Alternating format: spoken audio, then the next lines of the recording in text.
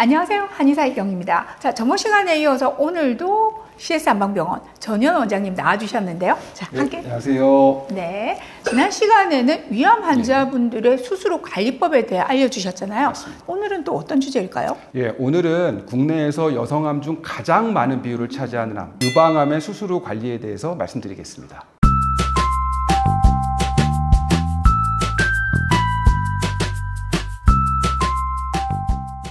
네, 2019년을 기준으로 갑상선암을 제치고 여성암 발병률 1위로 올라갔는데요. 흔히 선진국형 암이라고 알려져 있는 이 유방암은 늦은 결혼, 또 그로 인한 낮은 출산율, 또 영양학의 변화로 인해서 폐경 시기가 자꾸 늦춰지잖아요. 이런 점을 생각해 보면 앞으로도 점차 늘어날 암이 아닐까 생각됩니다. 그래도 최근 들어 조기 검진의 활성화로 연기나 일기 환자가 차지하는 비율이 높아졌다고 하니까요. 불행 중 다행이라고 해야 될까요? 치료는 역시 수술이겠죠. 예, 맞습니다. 일단 여성분들이 유방암을 진단받고 수술을 하는 것은 사실 아주 많은 면에서 힘들 수 있습니다. 결정 자체도 쉽지 않을 수도 있고요. 하지만 암 치료에 있어서, 특히 유방암 치료에 있어서 수술은 매우 중요한 방법이고요. 그걸 하셨다는 것은 극복을 위한 첫걸음을 시작했다 생각하시면 좋겠습니다. 잘 아시다시피 유방암은 그 선행항암 화학요법, 저희가 선항암이라고 부르는데요. 그거를 하신 후 수술하는 경우도 있고, 전통적인 방법으로 수술 후에 보조적으로 항암 치료를 하는 경우가 있습니다. 최근 들어서는 아주 항암제가 다양해졌습니다. 이런 것으로 인해서 선항암을 하시는 환자분들을 전보다 훨씬 더 많이 볼 수 있는데요. 이런 선항암을 하시는 경우는 크게 두 가지로 볼 수 있습니다. 진단받을 당시에 너무 크기가 커서 수술로는 완전 절제가 어려운 경우에 어떻게든 조금 줄여서라도 해보려고 하는 경우, 그리고 종양의 크기를 아예 좀 줄이게 되면 아무래도 수술하는 범위가 좀 줄겠지 않겠습니까? 그렇게 수술 절제 범위를 줄이려는 목적으로 보통 선행 항암 화학요법을 실시합니다. 최근에는 표적 항암제, 면역 항암제를 포함한 여러 가지 다양한 항암제가 개발됐고요. 어떤 경우는 이 선항암만으로도 암이 사라지기도 합니다. 그래서 수술을 안 하시는 경우도 분명히 있어요. 그럼에도 불구하고 비록 순서의 차이가 있을지 모르겠지만 여전히 수술은 유방암 치료의 근본이라는 것은 변함이 없습니다.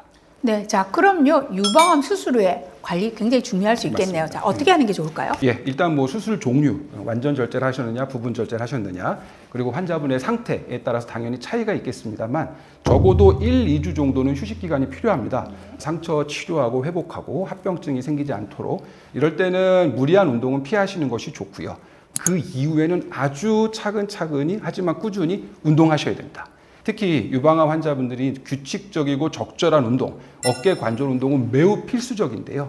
이를 통해서 팔과 어깨 근육이 굳어지는 것을 막고 림프순환 기능을 회복 유지하게 하는 중요한 어떤 의미가 있습니다. 그래서 저희 CS 한방병원에서도 유방암 수술 환자분들에게 적절한 운동 치료의 관리, 특히 림프 도수 등을 적극적으로 권장하고 있죠.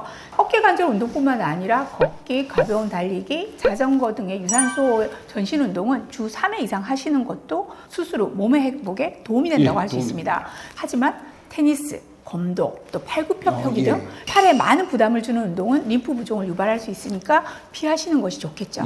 그리고 수술 후에는 식단에도 신경을 쓰시는 것이 좋습니다. 초반에는 부드러운 음식부터 적은 양으로 가볍게 시작하시고요. 소화에 부담스럽지 않게 천천히 식사하시는 것이 좋습니다. 수술 후 빠른 회복을 위해서 단백질하고 비타민이 풍부한 음식을 드시는 건 매우 좋고요. 특히 단백질 섭취를 통해서 근육량을 유지하는 것은 다른 암들 치료에도 마찬가지지만 수술 후 진행될 항암 화학요법을 위해서도 아주 중요합니다. 다만 유방암의 특성상 육류의 섭취는 조금 줄여주시고 드시더라도 살코기 위주로 드시고요. 생선 섭취량을 늘리는 것을 권장합니다. 이렇게 적절한 운동 그리고 좋은 식사 원칙 이렇게 해서 본인 몸을 관리를 하시고 수술 후 관리를 하시면서 면역암 치료를 적극적으로 권해드립니다. 아까 말씀드린 것처럼 수술이 유방암 치료의 가장 근본적인 건 맞습니다. 하지만 수술을 했어도 혹시나 남아있을 잔존암 그리고 재발, 아주 유방암과 관련이 깊은데요.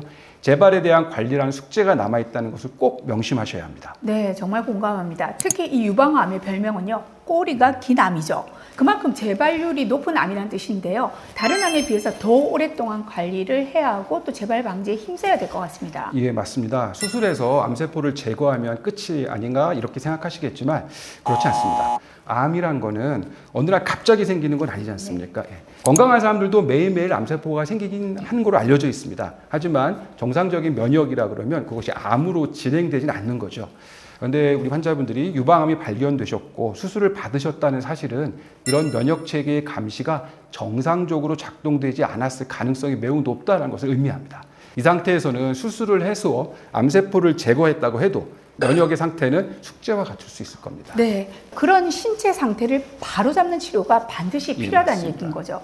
물론 대학병원에서 받으시는 수술, 항암, 화학요법, 방사선 치료 등의 표준 치료가 중요하긴 하지만 이런 표준 치료만으로 앞서 말씀드린 면역 체계 이상이 정상화되지는 않기 때문에 면역암 치료가 그만큼 중요하다고 할 수 있겠습니다. 그러면 구체적으로 어떤 치료들이 있을까요? 예, 면역암 치료 설명드리겠습니다.